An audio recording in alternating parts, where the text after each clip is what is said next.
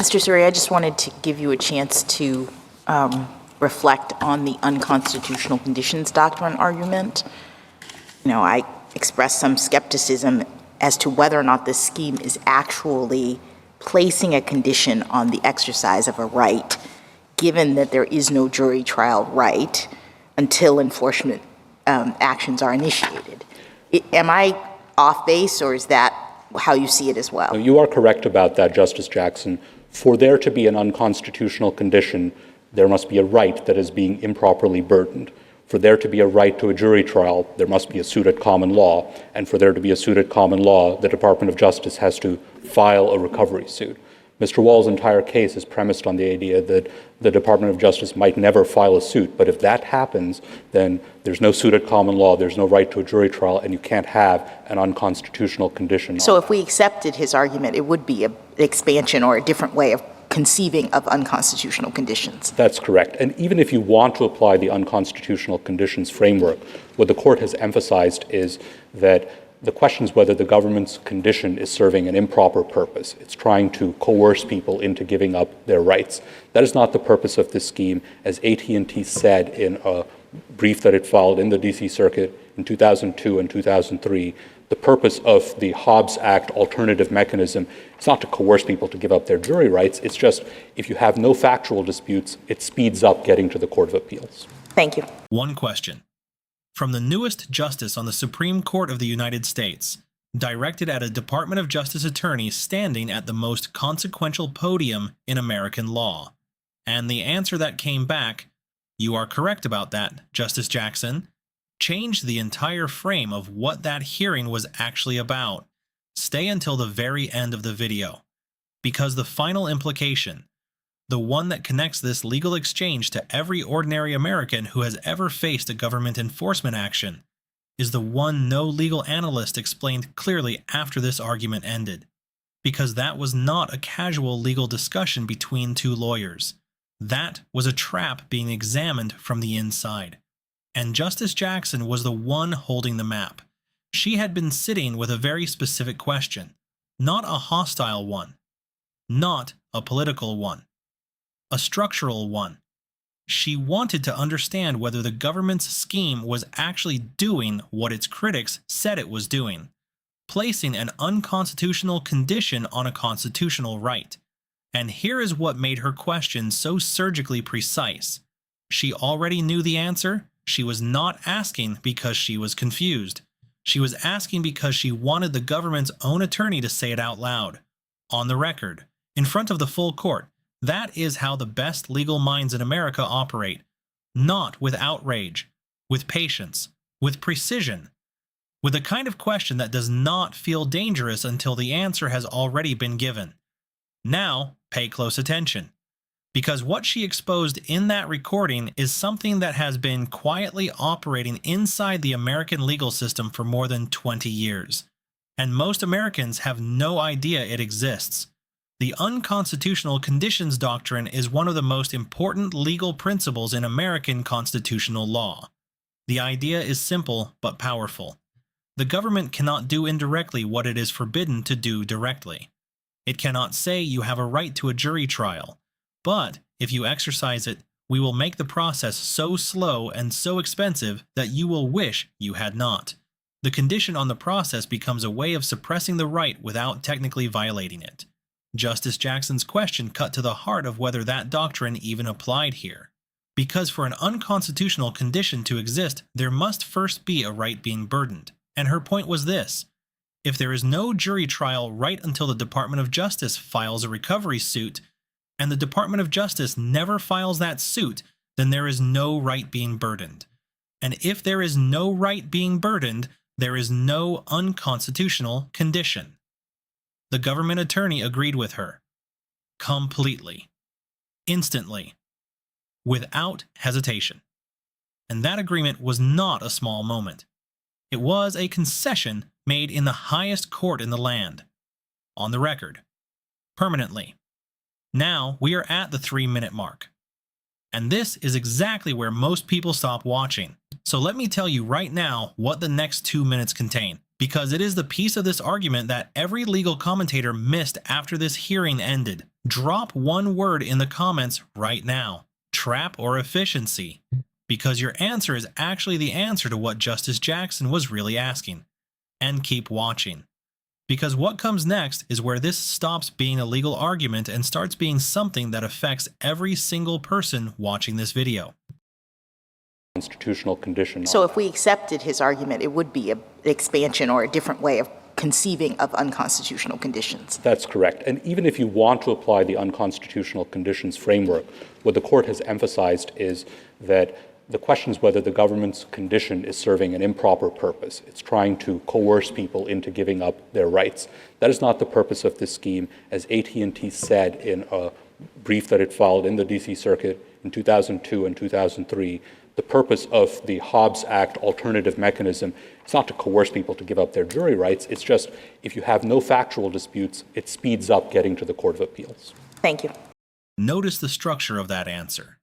Because it contains two separate arguments that do very different things, and only one of them is what it appears to be.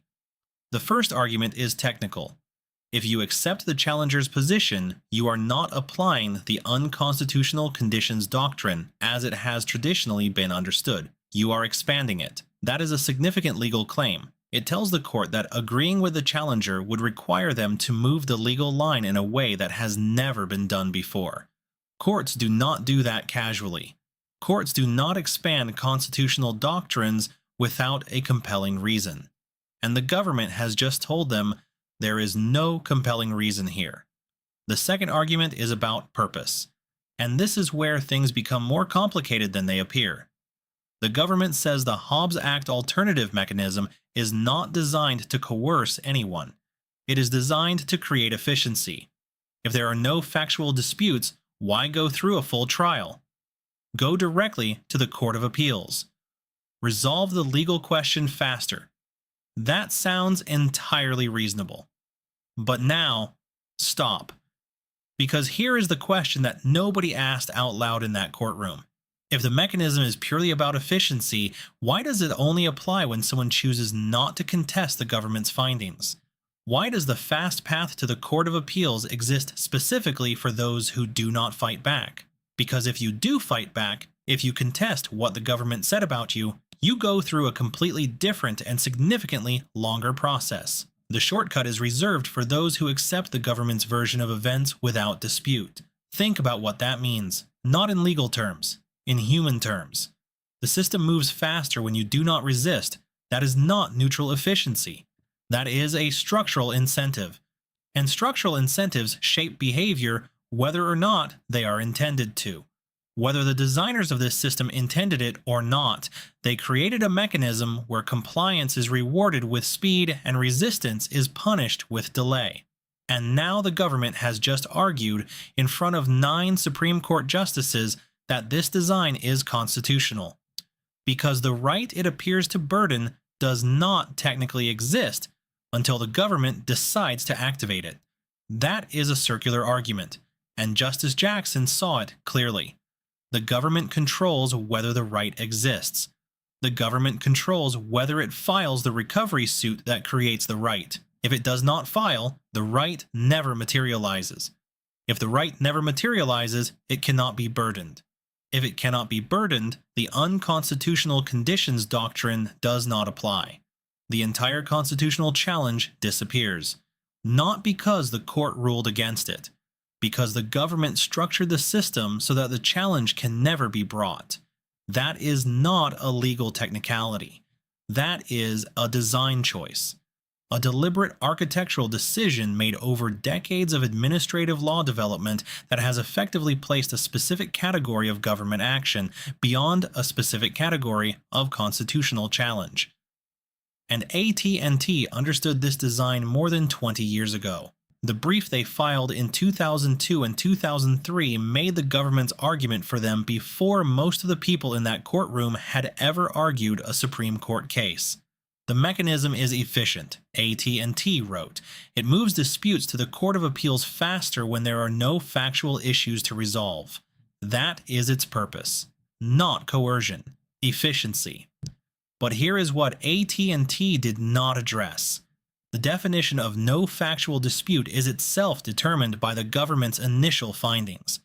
If the government's findings are wrong, if the penalty was miscalculated, if the facts were misrepresented, if the regulated party was treated unfairly, but the regulated party lacks the resources, the time, or the legal sophistication to contest those findings, the absence of a factual dispute is not evidence that the government was correct. It is evidence that the cost of resistance exceeded the cost of compliance. Those are not the same thing. And the Supreme Court of the United States is now being asked whether the Constitution allows the government to build a system that treats them as if they were. Now, step back entirely, because this exchange between Justice Jackson and the government attorney is part of a question that reaches far beyond the Hobbs Act, far beyond telecommunications law, far beyond any single regulated industry. It is a question about the architecture of government power in America, about who gets to decide when a constitutional right exists, about whether the government can structure its own enforcement mechanisms in ways that make constitutional challenges structurally impossible without technically violating the Constitution. Justice Jackson asked if she was off base. The government told her she was not, and in that confirmation, delivered quietly in the most important courtroom in the country, something was placed on the record that will shape how this case is decided, and how the cases after it are decided, and the cases after those. The room went still when she said it, not because the moment was dramatic, because everyone in that chamber understood exactly what had just been acknowledged. The system works the way she described. The question is whether that is constitutional. And now the 9 justices of the Supreme Court have to answer. If this breakdown helped you understand what actually happened in that courtroom, hit the like button right now. Share this with someone who should understand how government enforcement power actually works in America. Subscribe and turn on notifications because the next Supreme Court breakdown is already coming. And drop one word in the comments: trap or efficiency, because that word is the case.